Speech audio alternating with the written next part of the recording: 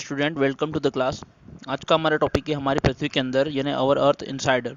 हमारी धरती के अंदर, हमारी पृथ्वी के अंदर, हमारे होमलैंड के अंदर बहुत सारी चीज़ें, उसकी ओरिजिन यानी उसी से ओरिजिन है, मतलब उसी से शुरुआत है, उसी से जीवन बना है।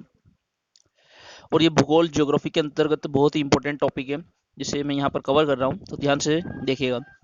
देखिए, जो हमारी पृथ्वी है, ये एक गतिशील ग्रह है, यानी कि डायनेमिक प्लेनेट है। इसके अंदर और बाहर निरंतर परिवर्तन हो रहे हैं, यानी कॉन्स्टेंटली इसमें कुछ ना कुछ बदलता जा रहा है। आप देख रहे होंगे, कभी भूकंप आया, कभी सुनामी आई, कभी बाढ़ आ गई, कभी वोल्केनो फट गया, यानी कि ज्वालामुखी फट गया। ऐसी कुछ भी घटनाएं होती जा रही है। ठीक है, ये जो घटनाएं हो रही है, निरंतर परिवर्तन हो रहा है। ठीक है, और यही चीज में हमें देखना है। तो यहाँ पर मैंने कुछ एक इमेज दिया हुआ है। ये हमारी अर्थ है, हमारी पृथ्वी है, इसमें ये स्थलमंडल है। अच्छा, इसमें लेयर्स बता रखी है मैंने, जो हम आगे पढ़ेंगे, है ना। इक्वलिटीज बता रखी है, तो ये थोड़ा ध्यान से नोट कर लीजिएगा। आगे चलते हैं, पृथ्वी के अंदर क्या है ना, इंटीरियर ऑफ अर्थ क्या है। देखिए, जैसे कि प्याज की कई सारी परतें होती है, ऐसे हमारी पृथ्वी की भी कई सारी परतें हैं। जैसे ऑनियन की बहुत सारी लेयर्स होती है, ऐसे ही हमारी अर्थ की भी कई सारी लेयर्स है। उसमें से कुछ इंपॉर्टेंट लेयर है। सबसे पहली आती है क्रस्ट, भूपटपट्टी, जिसके ऊपर हम रहते हैं। ये जो है, दो पार्ट में है, महाद्वीपीय सतह यानी कॉन्टिनेंटल मैसेस, और ओशन फ्लोर यानी कि समुद्री सतह। ये जो सतह है दो, जिसपे हम हैं, महाद्वीपीय सतह, ये 35 किलोमीटर 35 किलोमीटर की गहराई की, जिसमें सियाल है। सियाल बोले तो ऐसा ही मतलब सिलिकॉन, और एल यानी एल्यूमिनियम। सियाल, सी यानी कि सिलिकॉन, एल याल यानी कि एल्यूमिनियम। दूसरा है यहाँ पर समुद्री सतह। समुद्री सतह जो कि है 5 किलोमीटर गहराई की है, इसे हम सीमा कहते हैं। इसमें सिलिकॉन और मैग्नीशियम है। सी एस आई यानी कि सिलिकॉन, और एम ए यानी मैग्नीशियम। आगे चलते हैं, इसके जस्ट नीचे क्रस्ट के बिनिथ हमें मेंटल मिलेगा, जिसकी गहराई है 2900 किलोमीटर, 2900 किलोमीटर। और सबसे अंदर की परत क्रोड, जिसे कोर कहते हैं, इसकी त्रिज्या जो है 3500 यानी 3500 किलोमीटर है, 3500 किलोमीटर है। इसे हम नीफे कहते हैं। नीफे, एना यानी निकिल, नी से निकिल, फे फेरस, फेरस यानी लोहा। ये इन चीजों से मिलकर बना है। सबसे मध्य का तापमान और दबाव बहुत ज्यादा होता है क्रोड के। आगे चलते हैं, रॉक्स एंड मिनरल्स। देखिए, जो हमारा सेले और खनिज, जो पृथ्वी है, कई सारी सेले और खनिजों से मिलकर बनी है। कैसे, क्या देखते हैं। देखो, पृथ्वी का जो क्रस्ट है यानी भूपटपट्टी, वो कई प्रकार की सेलों का बना है। यानी अर्थ का जो क्रस्ट है, वो वेरियस टाइप ऑफ रॉक्स से मिलकर बना है। ये प्राकृतिक खनिज जो पृथ्वी के क्रस्ट को बनाती हैं, शेलें कहलाती है ना। Any natural mass of minerals matter that makes up earth crust is called as a rock. Rock जो है, यानी कि अपने शेले जो हैं, ये अलग अलग कलर, अलग अलग साइज और अलग अलग गठन में होती है, जैसा कि मैंने यहाँ लिखा है। यहाँ पर इसे कितने भागों में बांटा है, इसे 3 भागों में बांटा, 3 पार्ट में बांटा है। पहला आग्नेय इग्नियस रॉक शेले, दूसरा सेडिमेंटरी यानी कि अवसादी शेल, तीसरा मेटामॉर्फिक यानी कि कायांतरित शेल। 3 टाइप से बटी हुई है ना, 3 टाइप से इसे डिवाइड किया गया है। अब यहाँ पर इग्नियस जो एक लैटिन वर्ड है, जिसका मीनिंग होता है आग या अग्नि या फायर। सेडिमेंटरी, ये भी एक लैटिन वर्ड है, जिसका मीनिंग होता है सेटल डाउन यानी स्थिर हो जाना। तीसरा है मेटामॉर्फिक, ये एक ग्रीक वर्ड है, जिसका मीनिंग है चेंज ऑफ फॉर्म यानी रूप परिवर्तन, हिंदी में बोले तो रूप परिवर्तन हो जाना। ठीक है, यहाँ पर आगे चलते हैं। इग्नियस रॉक यानी आग्नेय शेल जो होती है, ये क्या होती है, जब द्रवित मैग्मा ठंडा होकर, अभी यहाँ पर ध्यान देना, जो वॉल्केनो हो, जो हमारा ज्वालामुखी है, इसके अंदर से जो भी मटेरियल निकलता है, वो बाहर निकलने के बाद लावा हो जाता है। बाहर निकलने से पहले वो क्या है, मैग्मा है। तो ये जो बाहर निकला लावा है, ये ठंडा हो जाता है, यानी कि ये जो द्रवित मैग्मा है, गला हुआ यानी मोल्टन मैग्मा है, कूल्स डाउन हो जाता है जब ये बाहर आ जाता है, यानी ठंडा हो जाता है जब ये बाहर आ जाता है। लावा ठंडा होकर कठोर हो जाता है, सॉलिड हो जाता है। और ये जो सॉलिड है, ये एक शेल का निर्माण करता है, जिसे हम कौन सी शेल, इग्नियस रॉक या आग्नेय शेल कहते हैं। इसे प्राथमिक शेल या प्राइमरी सेल्स रॉक भी कहते हैं। यहाँ पर इसे कितने भागों में बांटा है, इन्हें 2 पार्ट में बांटा है, एक्सट्रूसिव और इंट्रूसिव, बहिर्भेदी और अंतर्भेदी। आइए इसे देखते हैं, इंट्रूसिव और एक्सट्रूसिव, ये अंतर्भेदी और बहिर्भेदी। इसको समझते हैं। जो द्रवित लावा यानी मोल्टन मैग्मा जब बाहर निकल जाता है ना, यहाँ पर देखो, एक चीज नोटिस कराता हूँ, यहाँ लिखा द्रवित लावा, है ना। Lava is actually fired red molten magma, यानी द्रवित लावा, यानी कि यहाँ ध्यान देना, ये आपको कोई ऑब्जर्व नहीं कराएगा। जैसा मैंने बोला है, मैग्मा कब होता है, जब ये ज्वालामुखी के अंदर होता है। जैसे ये बाहर निकल जाता है, मैग्मा ज्वालामुखी के अंदर है, ये रहा, बाहर निकला, ये क्या हो जाएगा, लावा। क्यों लावा, ऐसा समझ लीजिए, ग यानी कि गैस, गैस इसमें से बाहर निकल गई। जब ये अंदर था तो गैसें भी थी इसके साथ, गैसें बाहर हो चुकी हैं, तो अब ये लावा है। ठीक है, ये बहुत शॉर्ट मीन्स ये बहुत ही डीप की बात है, कोई इतना नोटिस नहीं करता, और इसी पर कॉमनली क्वेश्चन आता है, और हर कोई फिर आंसर नहीं दे सकता है इन क्वेश्चंस का, जो मैं ऑब्जर्व करा रहा हूँ, और यही क्वेश्चंस होते हैं। ठीक है, और यही टीचर्स को बताने चाहिए एक्चुअली में, और यही क्वेश्चंस आपसे पूछे जाएंगे। अच्छे अच्छे स्टूडेंट इसका आंसर नहीं दे पाएंगे, क्योंकि वो इतना सा डिफरेंस नहीं देख पाते हैं जो मैं आपको यहाँ बता रहा हूँ, इसलिए कंटिन्यूस रहिएगा। ठीक है, आगे तो यहाँ पर देखो, द्रवित लावा यानी कि लावा जब बाहर निकल गया और वो ठंडा हो गया, ठंडा होकर वो जम गया, और जमने के बाद वो ठोस कठोर सॉलिड हो गया। यहाँ पर जो भी शेल बनेगा, यानी कि जो भी रॉक बनेगा, वो बहिर्भेदी या एक्सट्रूसिव कहलाएगा। ये संरचना में बहुत महीन यानी कि फाइन ग्रेड होंगे, छोटे छोटे, जिसे बेसाल्ट, जैसे कि बेसाल्ट, दक्कन का जो पठार है वो बेसाल्ट सेल का बना हुआ है, बेसाल्ट सेल का बना हुआ दक्कन प्लेट्यू है, इसे कहते हैं बहिर्भेदी यानी कि एक्सट्रूसिव।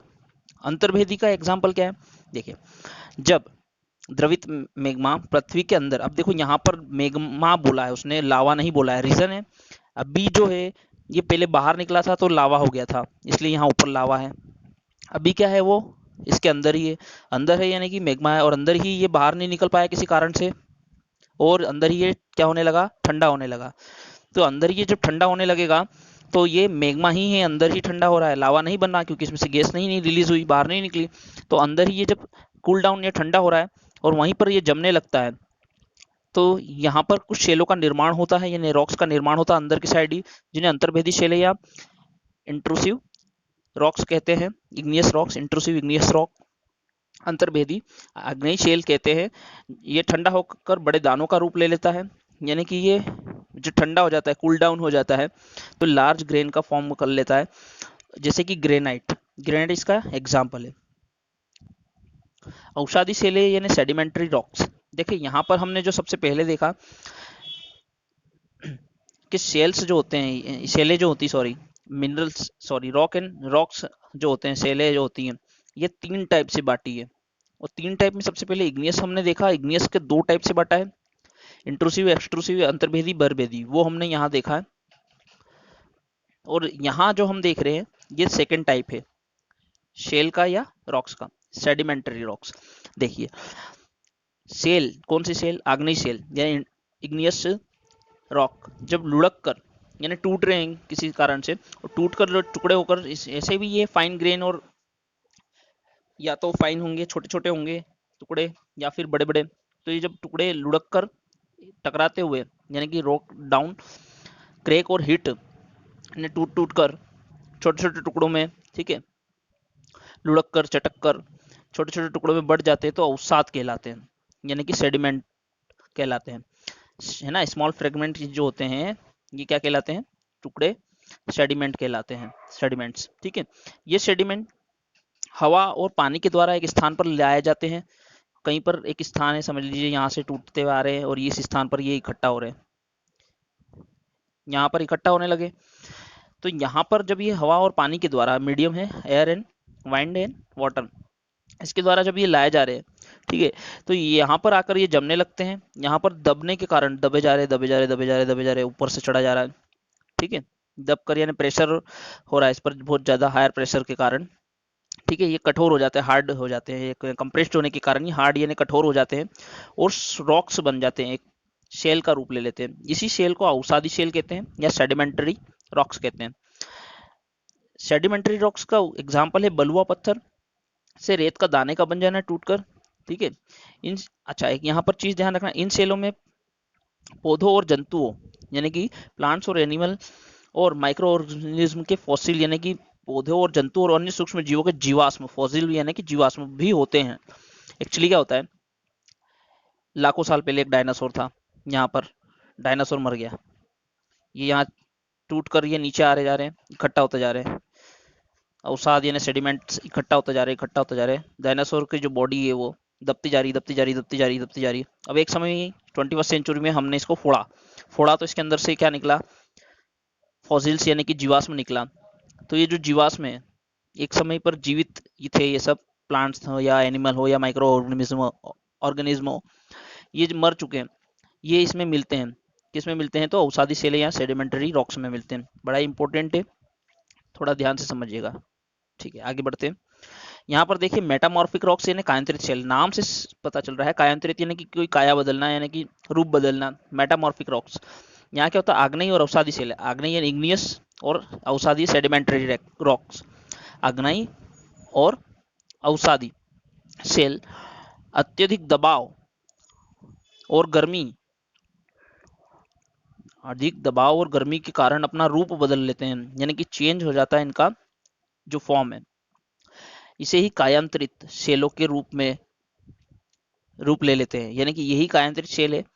देखिए, आग्नेयी या अवसादी सेलें अधिक दबाव और गर्मी के कारण अपना रूप बदल लेती है, जिसे कायांतरित सेल कहते हैं। या आप कह सकते हैं इग्नियस और सेडिमेंटरी रॉक्स अधिक प्रेशर और हीट के कारण अपना फॉर्म बदल लेती है, यही क्या कहलाता है, मेटामॉर्फिक रॉक्स कहलाता है। एग्जाम्पल क्या कह सकते हैं इसका उदाहरण, चिकनी मिट्टी से स्लेट का बनना, चूना पत्थर से संगमरमर का बनना।